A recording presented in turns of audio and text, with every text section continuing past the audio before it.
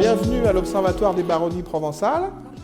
Donc on est venu avec Hélène, ma femme, il y a maintenant 10 ans pour le projet. Là, on n'est pas venu pour le projet spécifique que vous voyez avec le télescope, la coupole. On est venu mettre en place des télescopes robotisés sur Internet, c'est-à-dire quelque chose qui était très orienté pour les amateurs en astronomie. Donc depuis 10 ans, on a à cœur de monter un projet. Et donc depuis 3-4 ans, c'est l'exploitation autour de l'observatoire. Et donc l'idée, c'est de rendre immersif une expérience un peu hors du commun et donc de faire venir maintenant beaucoup de gens du grand public qui vont vivre une nuit autour de l'astronomie, autour du télescope, sous la coupole.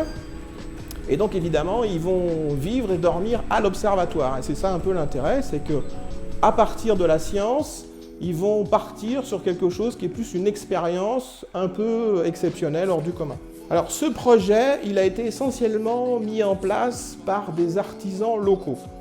Donc en gros, de Rozan jusqu'à Laragne.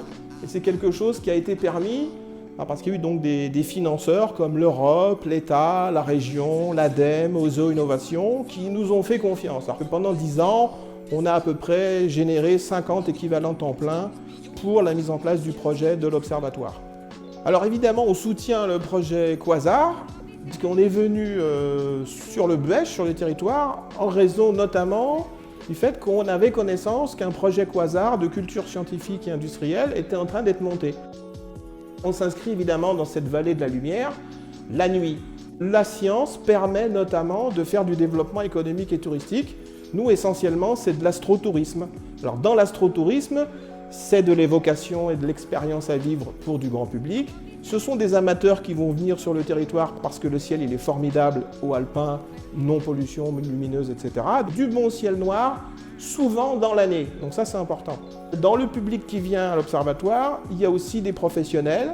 Pourquoi? Parce qu'ils vont déposer un télescope sur le site et faire de l'imagerie à distance. Et puis enfin, depuis 2 ans, des équipes de recherche et des laboratoires de recherche internationaux qui nous mandatent pour faire de la donnée autour de transit d'exoplanètes. Et ça, on fait participer maintenant le grand public à de la collaboration scientifique la nuit dans la salle de contrôle pour vivre en direct un transit d'exoplanètes.